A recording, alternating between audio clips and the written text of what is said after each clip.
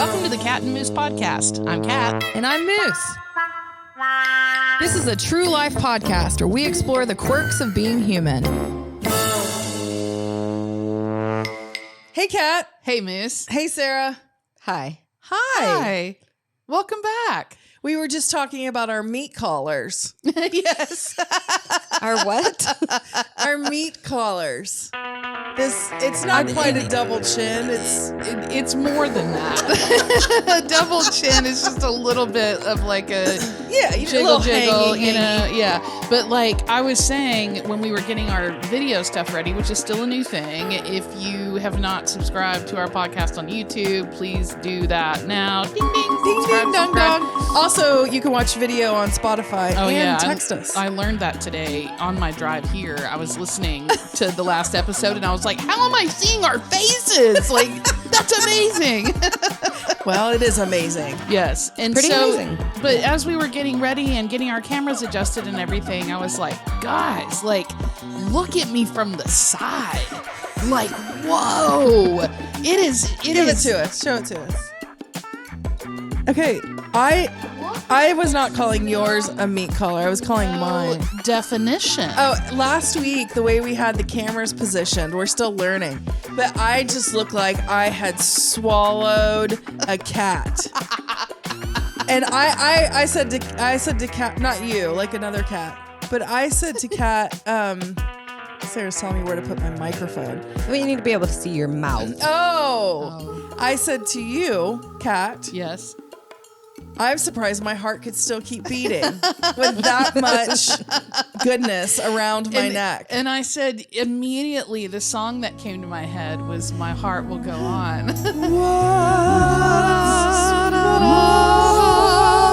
You open the door and everything my heart and I will go on. Near, far, wherever you are. I mean, I feel like we've gotten way better. We are Wilson Phillips. I know. Like, I have a feeling on YouTube we're going to get flagged for that song because it sounded so much so like good. Celine Dion. Yeah, definitely. Yeah. Oh, man. Oh, man, guys. Well, I'm glad that your heart is still beating. Me too. It makes me very happy. I love you both so much. You are loved as well from my heart. I love you. Hey, remember when we had that friend back in the day? I can't give too many details because people will know who it is. And they used to call you friend, like thanks friend. And it bothered the shit out of you. It still bothers me. Like there's still a handful. I say it to you sometimes and you're like, that is not okay. It's not okay. I don't enjoy that. I don't enjoy the comma friend. Like it just doesn't, it feels too on the nose. Like it's too. Okay, but what is it the same voice that you use when you are doing body work and you say, would you consider? I don't do that with my voice. Well, I mean, I think that person that we're speaking of would say like, you know, you'd be like, hey, are we still doing that meeting at 2:00? And they would say, yes, friend. Like, doesn't that seem like that's the voice? It is, and I'm saying I don't want to think that I use that voice as a practitioner. Like that makes me feel not you good. Consider? No, there are people that talk like that. Yes. Yeah. Yes. You're not one of them. I am not one of them. No. At least I hope I'm not one of them. You're If not. you've been on my table and I'm one of them, please tell me. Oh, you've been on my table. Mm-hmm. Oh man.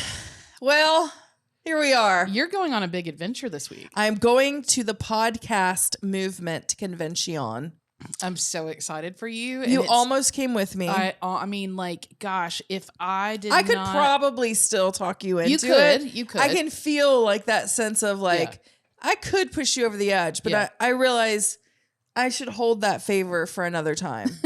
Yeah, like some of the things you've had me do recently. Yeah. Yeah. Like what? Like, you know, things I can't say on the podcast. And now it sounds like it's been scandalous. Things I've made you do. I mean. I need to remember my safe word. I need to remember my safe word. Do you think it's odd to have safe words with people that aren't your partner?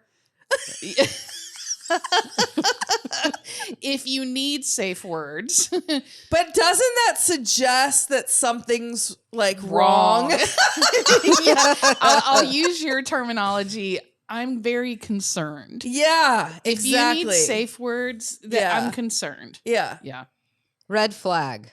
Yes. Yeah, not a green flag. Yeah, definitely not a green flag. Speaking of red, I know you're going on an adventure this week. Yes. But you said, Sarah said red flag, and it made me think of red book. And then I got really excited. Show us what that is exactly. Yeah. So it's called The Big Red Book. It's the adult children of alcoholics and dysfunctional families.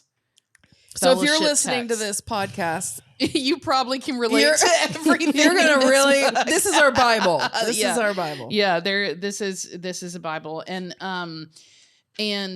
a red flag is not what I'm going to read about. Okay. But I do just want to read this passage and tell me if it spurs anything on in you. Okay. Friend. Isn't that just horrible? Yeah. It's horrible. It's sort of like you're like, oh, you dumb. It feels a little bit like you're beneath me. Yes, you stepping stool of my life. And it's like, wow. Effective counseling methods for adult children should include the inner child, which was affected most by the family dysfunction. This is a child harmed by shame and parental manipulation. The symptoms of addiction or codependence shield the inner child and make it difficult to diagnose what has happened in the person's life. Yeah. Most people who've had that experience of adult parents who are alcoholics are codependent in some form or fashion. Right. And it's interesting to me how it's like the family dysfunction then therefore gives the who once was a child in that situation and is now an adult child, it causes or adds a propensity to codependence, addiction, denial. And I just think that's fascinating, like how that's connected. Yeah. It is. You seem very interested. Well, I have my ADHD brain is going a million different ways. Okay. Where tell me one of the directions it went. Well, okay. So do you have memories of, we're going to go deep here for a sec. Okay. Do you have memories of your father, quote unquote, being an alcoholic? I really don't. I mean, I have a couple of I remember one of the first therapist I went to when I came to Nashville, I remember talking to her and telling her that I was frustrated that I couldn't remember complete stories from my childhood. And she was like, that's very common. Oftentimes it's kind of like if you think of like a movie film strip, like one of the analog film strips, she said oftentimes what we remember are just frames. That's so we remember true. frames, so we don't remember like a whole sequence of events. And those are some of the things, like I remember seeing my dad like drinking beer and having a cigarette on the couch late at night when I wasn't supposed to get out of bed, and I woke up and for whatever reason went in there and I'm like, well, this is not normal, and it probably was normal. I just didn't know that's what was going on. Yeah. So I have a handful of memories like that. And I remember we ordered from the beer truck in Germany, like the one that I used to be the guard, and I would have my fake machine gun, and that guy would let me ride with him all around the neighborhood while he was delivering beer. I mean, we gave a case of empty beer bottles to him and got a case of full beer bottles. Like those were being consumed by someone, and it wasn't my mom, and it wasn't me and my sister, So I have those kind of memories. What about you? Similar. My dad was never an angry drunk or a funny drunk. He just sort of passed out. I remember him passing out a lot. Really? Yeah. And not faint pass out and not blackout drunk, I don't think. I think he just would have a few drinks and then fall asleep on the couch. The problem was that we would go to the movie store and pick out movies to watch while he was, asleep on the couch. And we were like watching Nightmare on Elm Street. I was gonna say like NC-17 movies. Yeah, like Friday the 13th, like super scary horror movies. Yeah. As like children. Yes. And so, I can't point to anything of like there was necessarily neglect. But my parents were divorced, so we were only spending summers and Christmases with my dad. And luckily my grandmother was a big part of like making sure things felt normal. Yeah. But I'm with you. Like, even though I know my dad had a drinking problem, he eventually quit drinking many years in. But I remember at one point, my sister and I, he was so passed out and snoring, we took these bagels and dipped them in strawberry cream cheese, and we would just lift up his lips and set them in there and see how many we could get inside of his mouth. There's just clumps of bagel. That's one of those snapshots for me. Yeah. Isn't it strange, the stuff that we go through growing up? And it's like you said, how are our hearts still beating? I don't know. Well, I think there's been some good stuff along the way. Maybe that's part of why. Let me say one thing that ties into what you shared. I saw this Instagram post this week, and it said, "Be grateful for triggers. They point you where you are not free." Ooh, that's good. Yeah. Yeah. Wow. It reminds me of I was in a bodywork appointment this week as the client, and I was talking about how I'm going through this, and we talked about it on the podcast last week, about how I'm going through it being really loud for me when people take things personally. And how much I take things personally. And 9 times out of 10, it has nothing to do with me, or it has nothing to do with that person that took things personally. And my practitioner said, she goes, a recovery phrase about that, don't you? And I was like, what? And she's like, if you spot it, you got it. That's so good. Yep. I learned a phrase this week in relation to giving a crap what people think. And it was FOPO instead of like FOMO. Oh. And it's fear of people's opinions. Oh, that's good. That is good. No, and I'm struggling with FOPO. Yeah, there's this book. I'll talk more about it, but there's this book that's Harvard Business Review book that I just got that is all about FOPO and how to not worry about what it is that people think. Wow, that's really good. Do you remember that book? One of our friends recommended it to both of us a couple of years ago, and it was called The Art of Not Giving a Fuck. Yeah. Do you remember that? I still have it. I need to read it. I do too. I read most of it. I didn't read all of it, but I read most of it. And it's really just about that. You know, it's just about hey, if we're going to be worried about what everybody thinks all the time, then we're going to be in a little gerbil wheel. That's what that's going to feel like.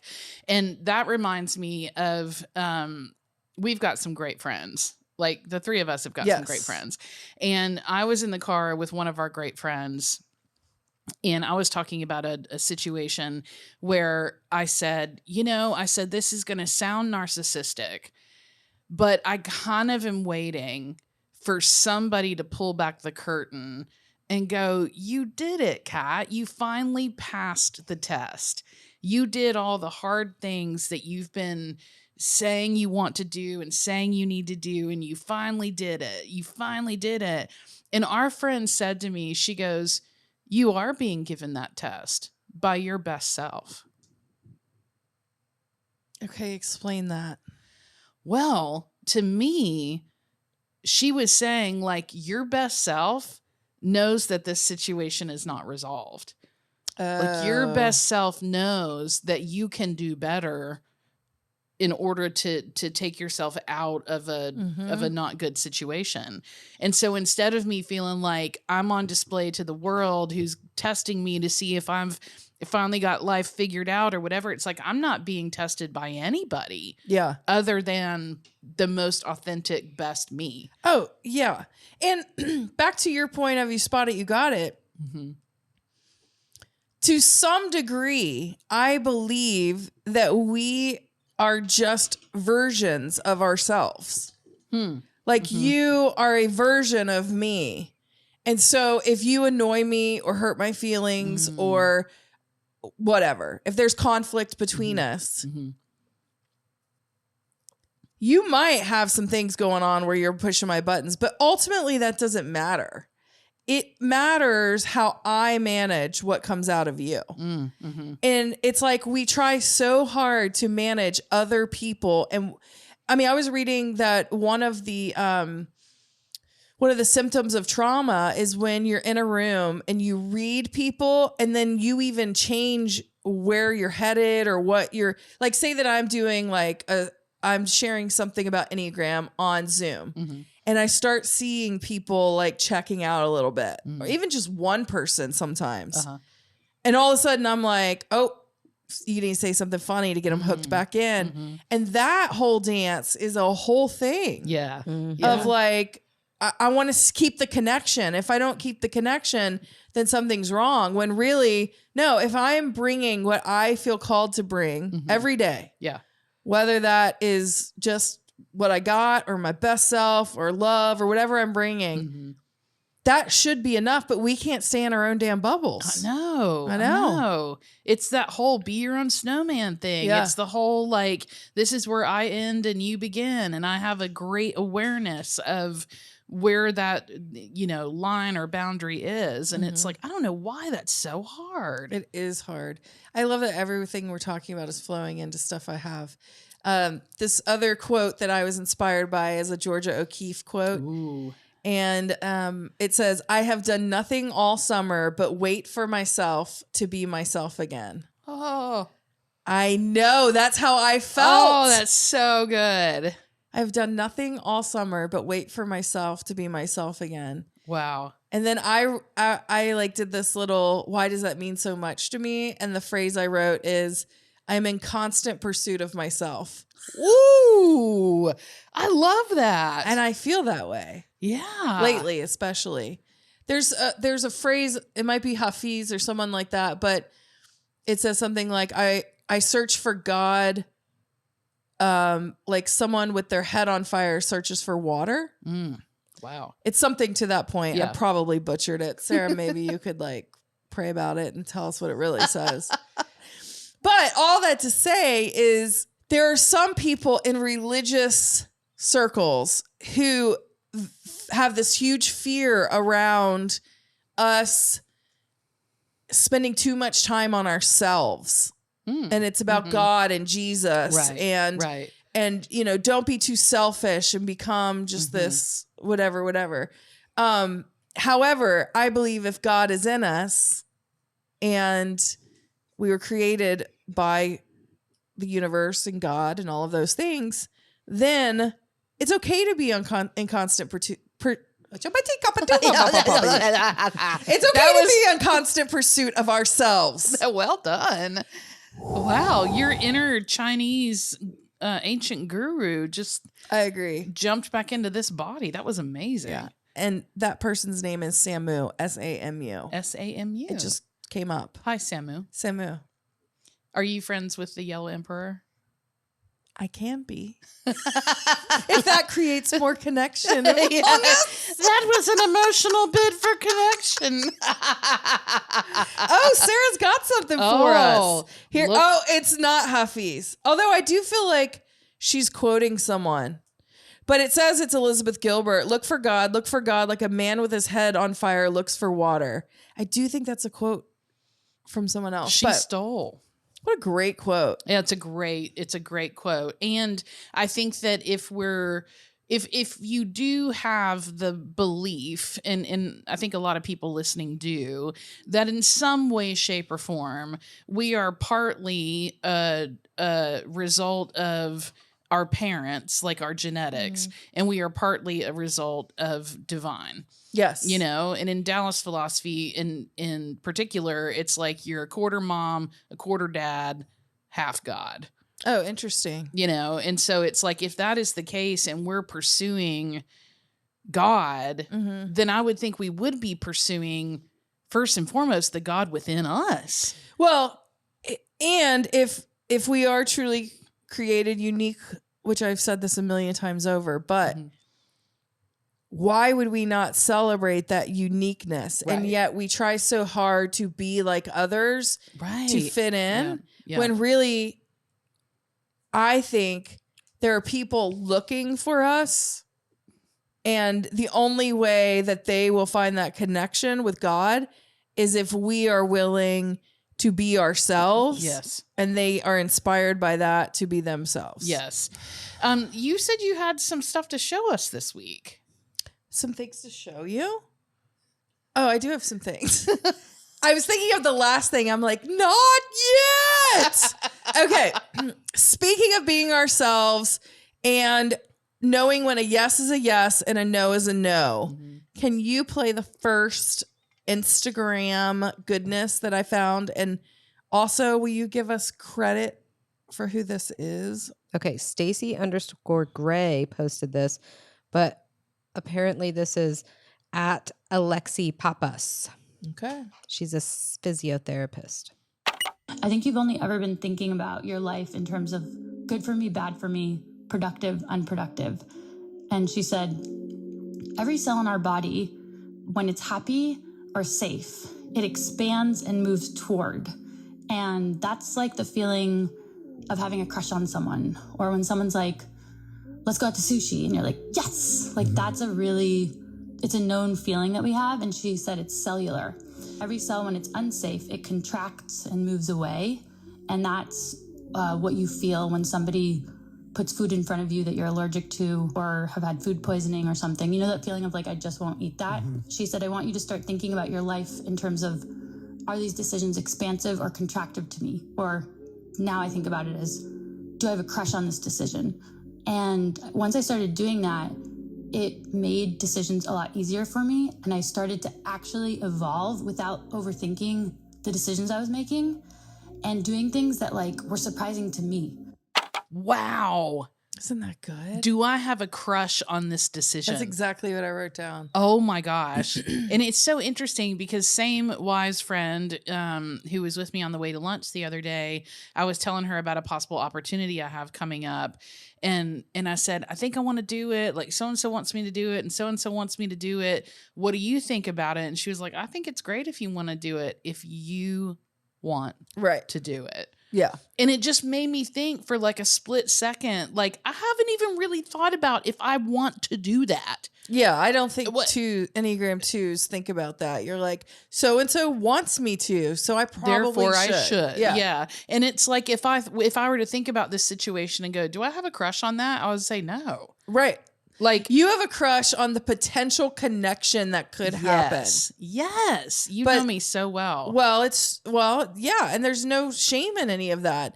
The problem is when we have a connection to an outcome and not just the process. Yep. Yep. That's when it goes whirly. Yep. Yeah. Squirrely and whirly. Whirly. I was thinking, whirly I said pop. something in last week's podcast. I said something that meant one thing. What I was trying to describe was one thing, but the word I said did not mean that. Yeah. And I kept using it. It was kind of like when I was going chicken tenders. Oh yeah, and I just kept yelling, and you're like, wings. Bone Stupid and whore. Wings. Yeah. Which, by the way, I've thought about this since last week. And I feel more and more angry. Oh. That this woman, Vera, I think was her name. Oh, yeah. Vera Lidell. Yes. That she ordered $11 million of chicken wings I think or it was something like that. 11.5 and is now serving 9 years of prison sentence. No. We have an update. Oh. Do you have that update? I'm trying to pull it up right now. She's going to pull up the update, but keep going. Well, I was just thinking how angry I am that there was no consequence for my hacker. Well, I noticed that some anger came up for you last week. Yeah, like it really, and I knew it made me mad last week, but the more I've thought about it is I'm like, there is actually a justice system that has said to this woman, you have stolen from children. You have stolen chicken wings from children. That's not okay. Yeah. I agree that that's not okay. Right. The same justice system could not help me in any way. Agreed. And I think you're going to have to let go of that. Thanks. Well, no, I'm just saying it's not going to go well. But you might be glad to hear that Norma, can you read us the update? For sure. You look the same like, person. I need more Amanda. shoulders of you. Oh, there you go. Yeah. You look like a little head sticking up. They get a little crooked from time to time. I love you so much, Sarah. I love you too. Okay. The same person that wrote in, Amanda, about the chicken wing. Yes. Heist. Great band, though. Yes. She wrote in again and said, and another one. Breaking, Kansas City Chiefs star Chris Jones says that he will pay $1.5 million worth of stolen chicken wings by an Illinois school worker to help her get released from jail.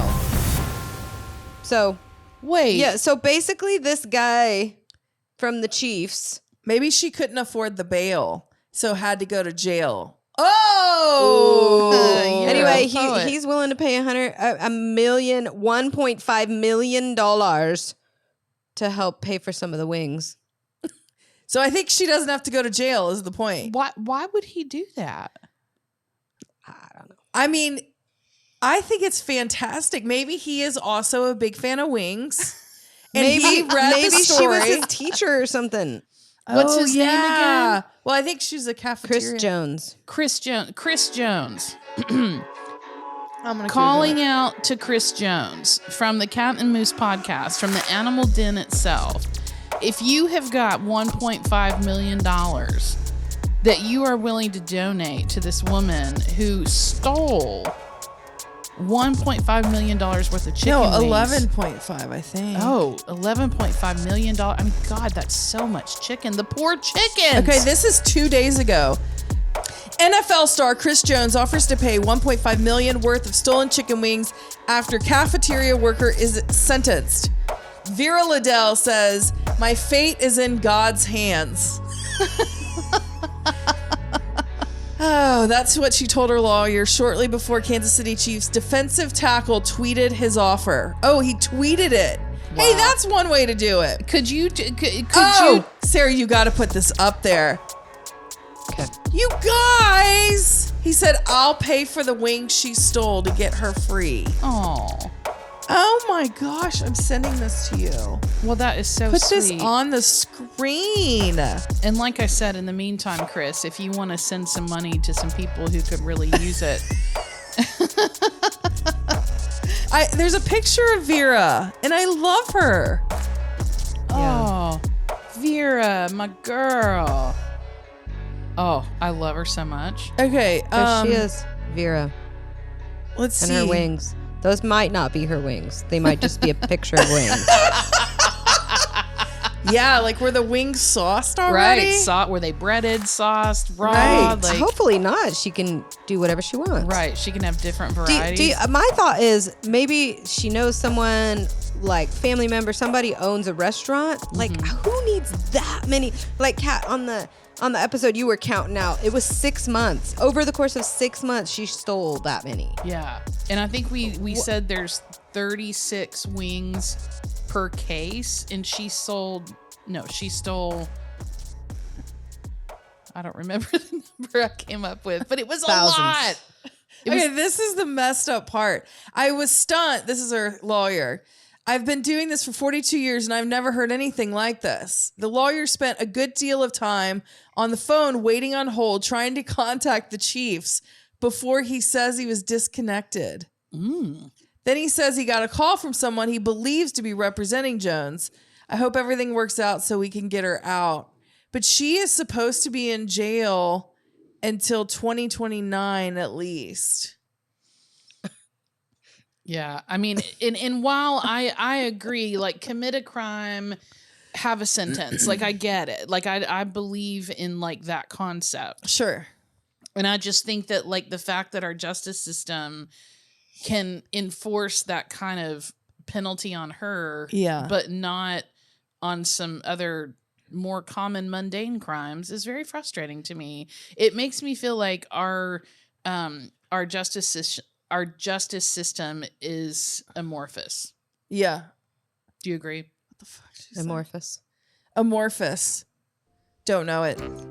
This is Kat's vocabulary word of the week. Amorphous. Amorphous. This is a new word that I learned. So let's pick it apart. So when you think of something morphing, yes, it's morphing into a butterfly. Right, something that is defined. Right. So amorphous. Oh, amorphous is undefined. Oh, so it is a spirit you can unsee? Yes. For you, yes, maybe that's what it is. It's basically anything that's undefined. That doesn't mean anything to me. That's because it's amorphous. But give me an example, a concrete amorphous-y example. Okay. So, for example, the character known as the Holy Spirit, most would say, is a very amorphous character. Because you can't pin him down? Is it a him? Pin them down? Is it a them? They. Right. It's just undefined. It's like it's like the Holy Spirit. We know that it, or we believe, if we're Christian people, we believe that it is a character. It is a thing, but it's not really defined. But what is the morph part? It's amorphous. Okay. So it's like it can't be morphed. Yeah, kind of. Yes. Like asexual. This is going great. Yes, like asexual. Yeah, so basically it means asexual. Okay, got it. Thank you. Yes. That's all I've been trying to say for 10 minutes. Yeah, God, guys, just ask me. We're an education tutoring podcast. Yes. So amorphous means asexual. That's we right. don't know if that's true or not, but that's the kind of podcast you're listening to. Yes. And while we're on really scientific, really important things, you asked me today how my foot was. Yes. And my foot still really hurts. My right foot was injured almost 5 years ago and has just not been the same ever since. And I'm seeing this neurochiropractor, Dr. Tyler Hurst. We've talked about the brain health clinics here in Nashville. And he did some work on my foot last week and said that he is suspicious about, he didn't use the word suspicious. He said, I suspect, similar word. The kids call that sus. I sus. Your laugh is like sus. Sus. So he susses. He susses that my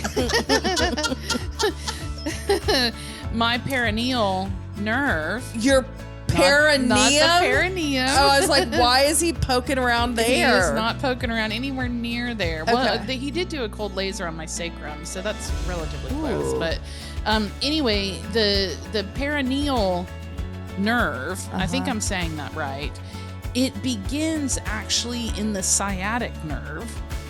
And it goes from the sciatic nerve down your hip, the hip, and the side and the backs of the leg. That's what and then all it my does. pain is. And then it does this wrappy thing in the muscles. And he was basically saying, like in his opinion, that nerve has gotten like super like damaged and tangled. And so what we're trying to do is stretch it out and let it kind of stretch out and untangle. And when he was doing all this work on my foot, trying to work on the very end of that nerve, he said to me, when you go home tonight or tomorrow morning, you might have lower back pain. And I was like, you're crazy. You're working on my foot. Interesting. Like, how am I gonna have lower back pain? And I'll be damned if I didn't get home, do my exercises I was supposed to do that night, get in bed. The next morning I woke up and I had lower back pain. That is wild. And I'm like, okay, like that's connected. So I've been doing all these exercises to try and stretch and untangle that nerve.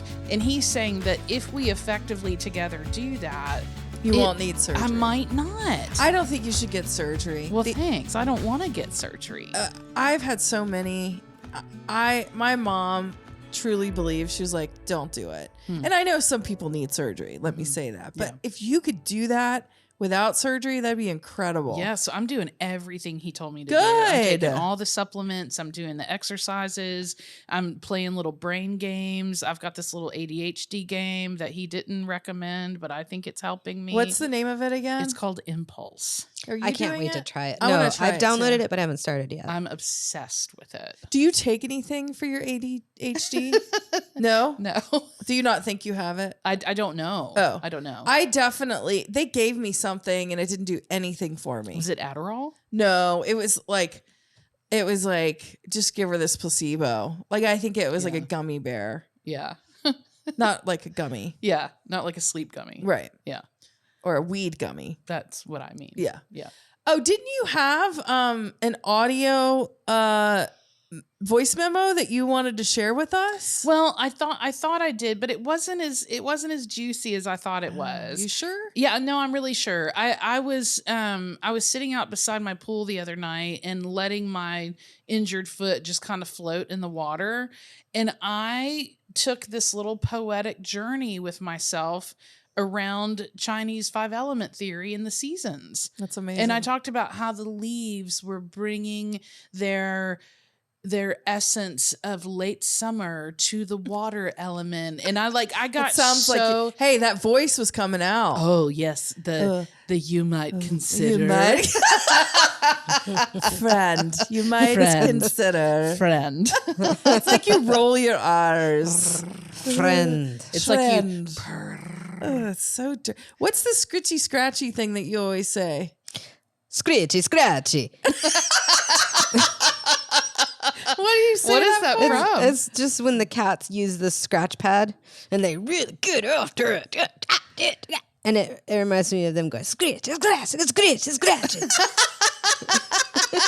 That's fantastic. So this voicemail wasn't as juicy as you had hoped. It really wasn't. You often will like kind of journal verbally. I do. In the evenings. Yeah, because I really, really like to verbally process. Yeah. And I can imagine that there are some humans who would enjoy listening to me doing that. Like I can imagine that that's a possibility. That could be its own podcast. It probably really could. Definitely. Yeah. I think there might be 3 people interested in it. And I really do enjoy just like kind of verbally working my shit out over journal. And that's one of the things that this doctor has told me to do is he's like, I want you to have a journal of some kind. And it's like, I started trying to do it for a few days with writing and I'm like, and I was like, no, I'm just going to do these like audio or video journals. And it's really, really helped me a lot. I love it. I've enjoyed it. I love it. I have saved a few that you have sent and shared with us.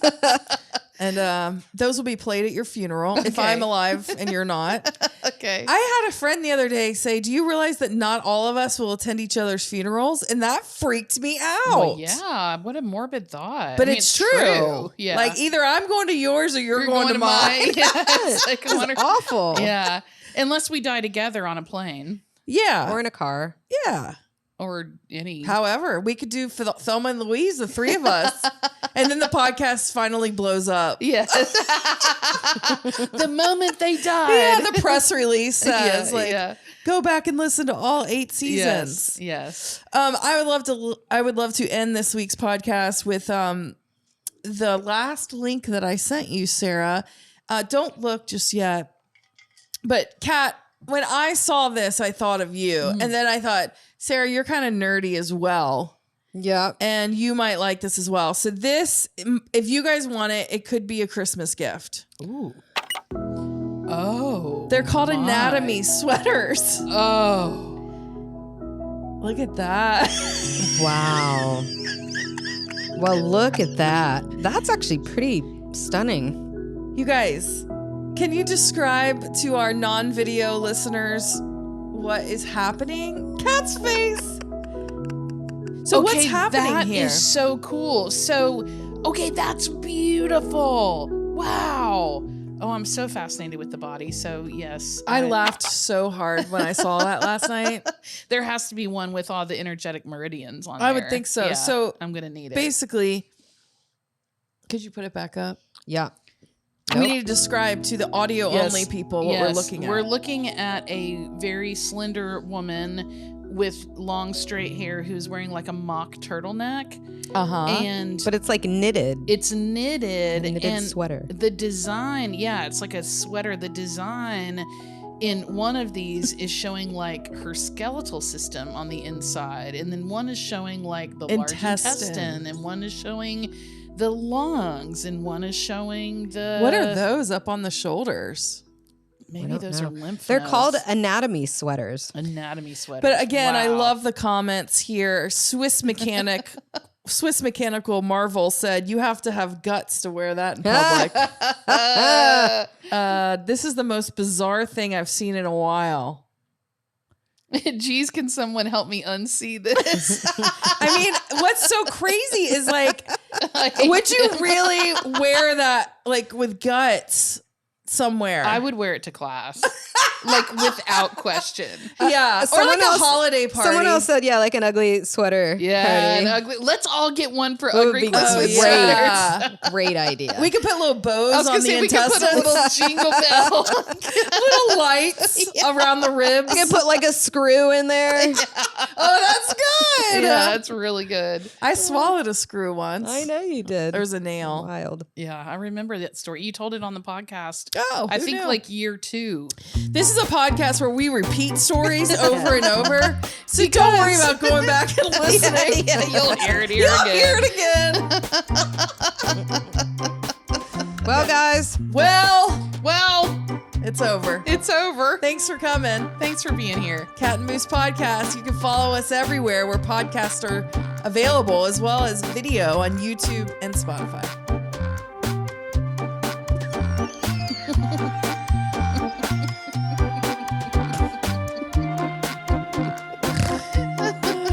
How long are you going to hold that pose, Sarah?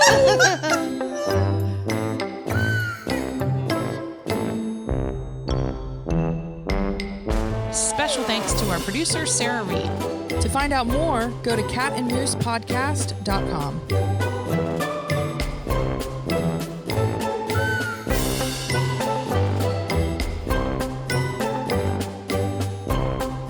Cat and Moose is a BP production.